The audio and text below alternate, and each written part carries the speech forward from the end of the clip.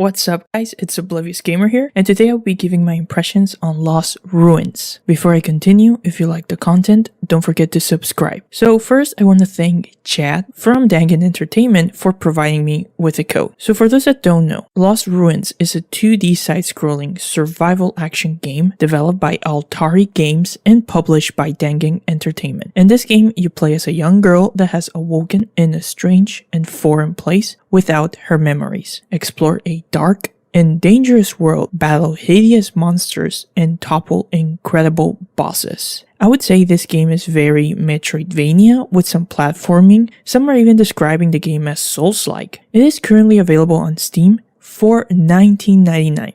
Now, I have been playing the game, and I have to say I personally like it. However, I don't think this would be a game for everyone, mainly because of the mechanics and the art style, since I have seen complaints about that. So in the plot, you play as this mysterious heroine who has been summoned from her world by the evil minions of the Dark Lady. Since the goal of the minions is to release the Dark Lady from her imprisonment. However, this requires sacrifices, which is why they summon individuals from other worlds. Our character, who is dubbed Heroine, awakens and has no recollection of how she got here and who is she. You meet Beatrice, who described herself as the guardian of the castle to prevent the Dark Lady from escaping. She informs the heroine of her predicament and informs her in order to get her memories, and to get back home, she will have to defeat the minions of the Dark Lady. Now at first, I felt the plot was okay, but the more I played, the more I got intrigued, since you meet other characters and through them, you learn about the world and what happened to them. However, you will start to question certain things. So it's not as simple as one may expect. However, I wouldn't say it's something too amazing when it comes to the story, so don't play this game for the plot, since I still feel it's one of the weakest aspects. The artwork and style I really like, and this would be very subjective. I personally really like the pixel art they're going with, and then when the characters talk, we get some nice art from the characters. Personally, this style was one of the things that attracted me to the game, and I think it's one of its strongest points, since I think it looks gorgeous.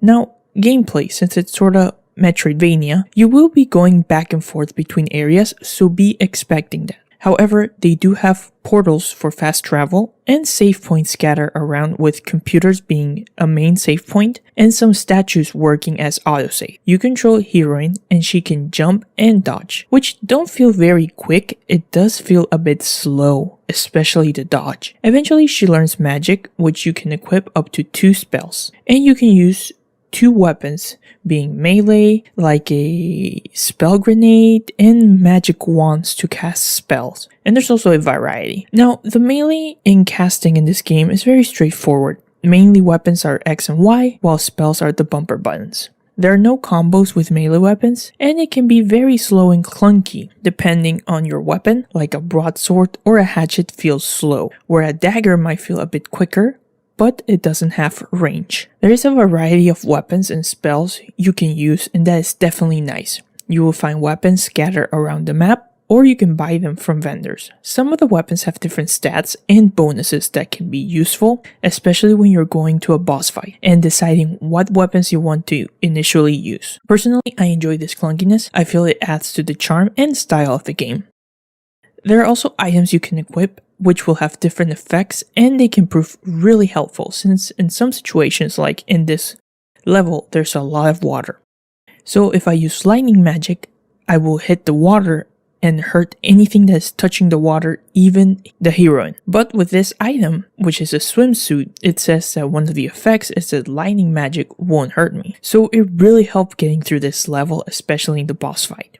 The game also has some interesting mechanics. For example, enemies can throw a liquid on the floor or poison, and you can use that to ignite the floor with fire or electrocute your enemy, since they'll be on top of the liquid. I think it's an interesting and extra layer on how you want to approach the enemies, and it can be really fun testing them out. Puzzles can start from simple to challenging, though I wouldn't call them hard, but they will sure make you think a bit to solve them, and have to use different methods like using spells to move objects. At least that is what happened with me.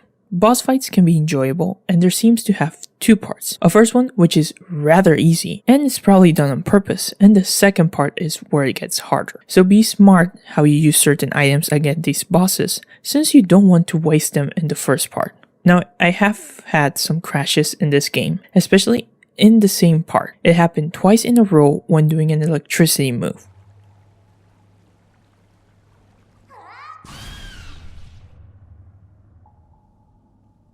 And some people have been reporting crashes, so keep that in mind when buying the game. Overall, what do we have here? I say we have here an interesting Metroidvania platformer with anime-esque pixel art. For me personally, I enjoy the game. I think it can be very fun, challenging, and the art style is fantastic. However, sadly, I can't recommend this game to everyone. I feel a lot of people might call this game clunky, which I do feel it is when it comes to combat, but it has its charm, and I think it goes well for the style. I feel this game is for you if you're someone interested in the art style and want a fun but a little clunky Metroidvania survival game.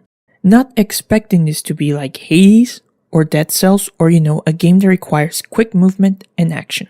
I feel the game is a bit on the slower side, so keep that in mind if you are interested. The game is at a nice price, which is around $19.99, so not bad for what you get here. Also, since it's on Steam, you can refund it as long as you don't exceed 4 hours, which I feel is plenty of time to figure out if this is a game for you. For me personally, as I said, I think it's a fantastic game, like the art style, and have been having a lot of fun, and it seems to have positive reviews too on Steam. So yeah guys, this is a great game for a good price, and if you fall in the category of someone who is interested and you're not expecting something quick, quick pace, you should definitely try this. This has been Oblivious Gamer, and I hope you'll have a wonderful day or night wherever you are.